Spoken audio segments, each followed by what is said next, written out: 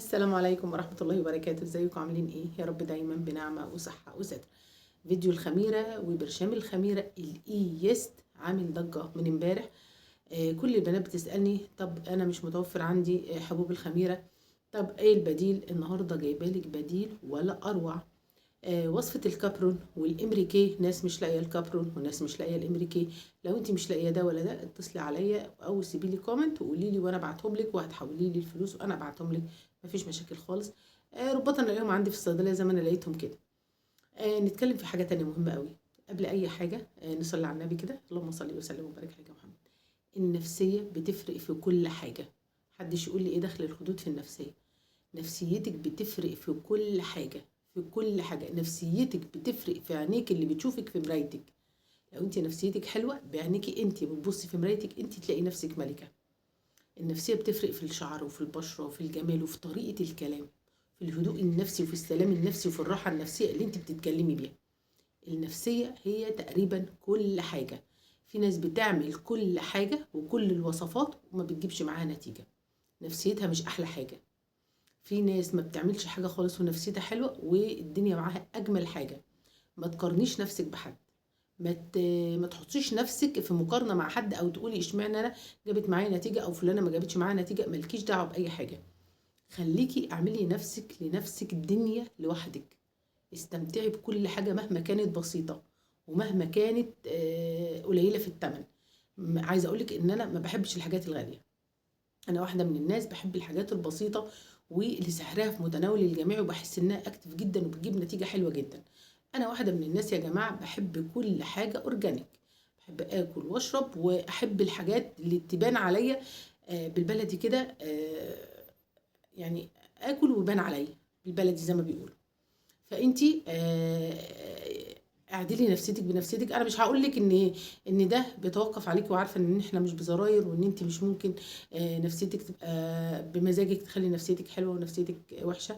لا والله، ربنا يروق بالنا جميعا وربنا يسعدكم كلكم ويديم عليكم السعاده والحياه الحلوه. حاولي بقدر المستطاع تنسي اللي مضايقك. حاولي.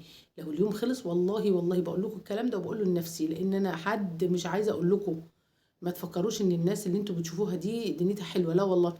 انا حد بفكر في كل حاجه، والليل بيجي عليا ربنا ما يوريكم. بصوا بقى كل حاجه بتحضر، ويا ريتني عملت كذا، طب ليه ما قلتش كذا. نفسي اتخطى اليوم زي ما بيخلص يخلص معاه حلو ومر، وابدا يوم جديد بحلو ومر تاني، تبقى حاجه تانيه. فطبعا بقول لكم كده النهارده جايبه لك وصفه ولا اروع. انا برضو من الناس اللي مش بتقول لك دي وصفتي وحد خدها مني، مع ان الوصفه دي بجد بتاعتي وانا اللي كنت قايلاها واحنا في الامارات. بس انا هعيدها لك تاني، وصفه ولا اروع. ولا اروع، هتخليكي زي الزبده كده السايحه، وهتخلي بشرتك ولا اجمل.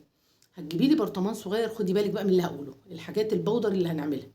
هتجيبي لي 3 معالق حلبة حصى، تنقيهم وتنخليهم وتطحنيهم. عايزاهم بودر. سوري، عايزاهم بودر تنخليهم. تمام. هتجيبي لي 3 معالق رز مصري وتغسليهم وتطحنيهم. عايزاهم بودر. هتجيبي لي معلقه واحده حبوب لقاح من عند المنحل، وتطحنيها كويس. هي بتتفرك وبتتفرول كده. تمام. 3 معالق لبن بودر. تمام كده.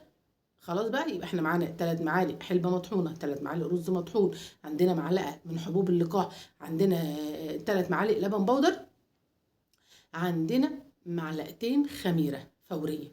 معلقتين خميرة فورية. دي الحاجات البودر اللي نحطها في البرطمان. ممكن اخد من الحاجات دي كل يوم نص معلقة على قد خدودي وشفايفي، واعجنهم بعسل نحل واحطهم على وشي. بما ان الصيف جاي وريحه الخميره انتوا هتتقدروا قوي وهتقولوا لي ريحه الخميره. عايزه اقول لك لو ضفتي عليهم بن هتبقى روعه روعه. ممكن تسيبيهم بودر كده، وكل يوم يا اما نص معلقه عسل على نص معلقه زبادي، وتعجنيهم في ثانيه الا ثانيه وانت واقفه في المطبخ، وتحطي الماسك بتاعك على شفايفك وخدودك. قمر. عايزه اقول لك ان النتيجه بتاعت الحاجات الطبيعيه ما بتبانش بسرعه، بس انت معاكي من شهر لشهر ونص بتبتدي تحسي بتغيير جذري. حبوب الخميرة نفسها بتجيب نتيجة بعد 3 شهور، على ما الجسم يتعرف عليها وتبتدي تظبط الدنيا كلها. الوصفة اللي انا قلتها لك بتجيب في 21 يوم، لان انا مكثفه لك الجرعة. بدل ما بتاخدي برشامة واحدة او 3 برشامات في اليوم، انا بخليكي تاخدي 6 برضه، وسائله دكتور ما تقلقيش. فكل حاجه ولها حاجه، بس انا بقول لك ده حلو جدا جدا. عايزه بقى تستخدميها كل يوم ماشي، يوم ويوم ماشي، عايزه تعمليها مرتين في الاسبوع ماشي، على حسب خدودك وانتي عايزه ايه. الوصفه دي مجربه وتحفه جدا جدا جدا. عايزه تعجنيها كلها بعسل وتسيبيها في التلاجة وتاخدي كل يوم وتدهني، انتي حره. انا قلت لك على الوصفه كامله متكامله تمام كده. عايزه اقول لك ان انا بجرب وصفه للهالات السوداء، تحفه تحفه. هقول لكم عليها علشان كلنا نستفاد. وطبعا عايزه اقول لك جربي، لان الوصفات اللي جايه كلها حلوه جدا جدا جدا. مستنيه ضوافري تطول عشان اقول لكم على حاجه كمان حلوه قوي قوي.